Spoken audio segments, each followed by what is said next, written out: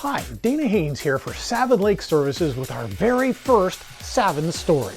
Once upon a time, there was a beautiful lake right within the city limits of Clare, Michigan. Over the years, a small problem became a massive problem, ruining the amazing lake. Meet Jeremy Howard, city manager of Clare. The lake is about 65-ish acres, and it's been around since 1964. It was a dammed lake that was done.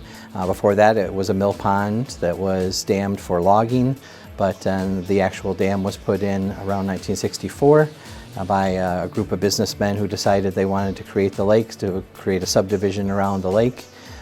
Interestingly, they ended up putting the full dam in. There's old articles that we've been able to go back and find that they had a huge opening, like a band, and everybody standing around, and the grand ribbon cutting of the dam, and then everybody went home, and overnight the dam failed and the entire lake emptied out. So they ended up having to completely redo the dam again and bring it back and have the lake form itself and build up again. But since then, this is the original dam that is in place. Well, after that initial setback, Lake Shamrock became a beautiful lake, serving the residents of Clare with a variety of recreational attractions. So, what happened to this wonderful lake? What was the small problem that became a massive one? Here's Guy Savin, owner of Savin Lake Services, to explain. Because of the nature of a dammed water body, that silt and sediment is coming downstream from the south branch of the Tobacco River, naturally settles out into the inlet of Lake Shamrock. So with 50 plus years of silt and sediment deposits, it has filled in that mouth of the river from the bridge down and created islands of muck and organics that didn't exist there 50 years ago. Over the years, the Tobacco River was not kind to Lake Shamrock. Sand, silt, and debris began to fill in the lake, and in 1986, a devastating flood brought even more debris into the lake. There was a massive flood in 1986 in this Middle Michigan area, and that brought a tremendous amount of water down the river, and along with that, debris and trees and all kinds of other things that kind of filled in the lake. So it actually began building its own islands. There was no ability to put a boat in, even a kayak in would get stuck on the sand and silt and vegetation. So I think people are really excited to get back to using the lake again and enjoying it as a recreation in the city. So in this process, we've taken out several islands that have formed with silt that have actually come up above the water and started growing trees and other material, and the geese loved them, but it made it so that it was impassable through the water, and much of the lake, especially on the west end of the lake, had filled into the point where you could almost walk across the lake and not even get your waist wet. Back in 2020-21, the city officially began the Lake Shamrock Restoration Project. At that time, it was decided that a process called mechanical dredging would be employed to clear the lake. With this method, crews scoop sand and silt out of the bottom of the lake and transport it over land to a remote location. It was during this time that Guy Savin heard about the dredging project and reached out to the City of Clare. He knew he could do the job in a fraction of the time. We became aware of the project in summer of '22. At which point we reached out to the City of Clare to explain our capabilities with hydraulic dredging. The City of Clare had worked 5 years on engineering and permitting, and in fact bought a barge with an excavator on it to start dredging Lake Shamrock mechanically. And the City of Clare, with their mechanical dredging operation, has done a beautiful job of removing those islands to make a place in the City of Clare that people can come to enjoy again. The City of Clare realized that with the way they were dredging, they would take 10 years to dredge this lake, where in less than a 2-year period, we have come in, built a very large holding cell that we pump the mud into, and we're going to be complete with dredging hopefully in winter of 2024. So it is very fast compared to mechanical dredging. Mechanical dredging is typically an excavator sitting on a floating barge, and that excavator then digs materials from the bottom of the lake and typically places them in a dumpster or a container on the floating barge, at which point it then migrates back to the shoreline and is offloaded by that same excavator into a dump truck, and the materials are hauled away. How much material can they haul away each load? I would say each load is about 40 cubic yards. I would also say that they might get 2 or 3 of those 40-yard dump trucks hauled away during the course of a day. Those dredges each pump about 40 cubic yards an hour, and we are currently running 24 hours a day here with 2 dredges. So we're pumping a couple thousand cubic yards of mud and organics per day. So it is very fast compared to mechanical dredging.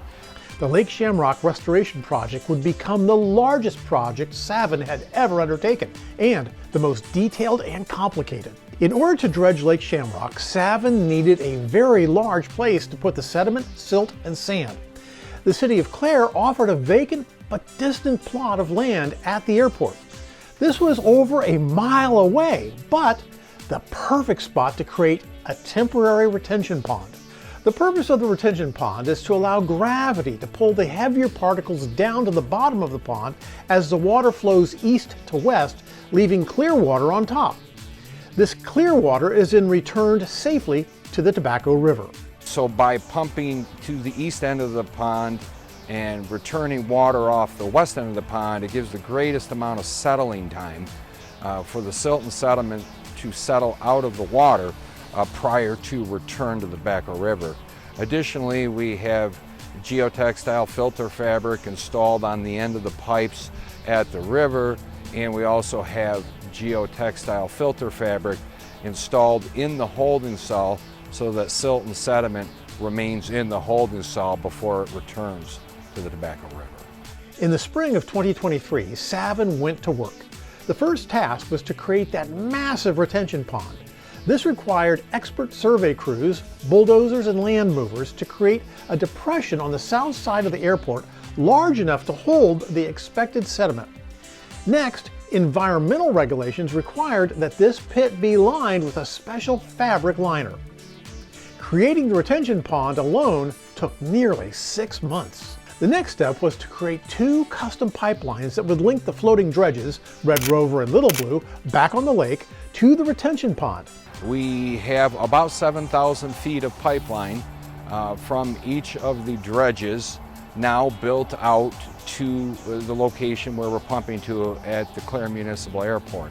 The pipeline is all fusion welded together. It's a plastic fusion system that we use to build out these pipelines. So we have 2 7,000-foot contiguous pipelines built from Lake Shamrock, where our dredges are, over to the Clare Municipal Airport, where we're pumping the mud to. And the next challenge was to cross several roads with these 2 custom pipelines. The first crossing was easy. We simply had to run the pipeline in the Tobacco River where it already ran under a bridge. Next, when the pipes came up out of the river, they needed to cross South Eberhart Road. Crews from the City of Clare cut a small trench in the road and buried the pipes. Next, on the opposite side of the road where the pipes emerge, they continued their path into the airport area. After that, there are 3 small driveways to traverse.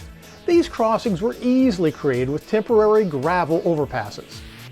The final challenge was to get 6 egress or drain pipes buried under Washington Road. Again, the City of Clare did the job in less than a day. So how does this flow work from start to finish? How do the dredges work? How can they pump all that material over a mile away? We pump to the holding cell with the dredges that have very large pumps on them, and we pump to the very east end of the holding cell, and then we have 6 return water lines on the very west end of the holding cell that controls both water level in the pond and is the return water that is clean that it ends up being returned into the Tobacco River. Strong cutter heads on the front of their dredges dig into that murky bottom, churning up the debris. Then powerful pumps transport all of that muck to the retention pond. while mechanical dredging continued on the toughest area on the west side of the lake where the Tobacco River enters, Red Rover and Little Blue continued their trek toward the west away from the dam. With the project coming to a close, it is an exciting time for the City of Clare. Jeremy, what's it been like working with Savin? They've been very great at communicating with us, keeping us up to date. I have, guys, the owner's cell phone number, and I can call them up if there's a problem. The DPW director can call them up if there's a problem. We can get a hold of the crews if there's an issue or something going on. So it's been an easy operation to be able to work with somebody who's relatively local. They're not from town. They're not like they're from another state. So it's easy to get a hold of them and say like, hey, we need to do this. And their crews actually are operating out of this area, staying in this area. So that has made it easy to get a hold of them if there was an issue. Here's Luke Potter, director of the Clare DPW. Working with Savin's been great. He's got a super team. They're very conscious of their surroundings. They treat our residents really, really good. And the communication between Savin and the City of Clare has just been top notch.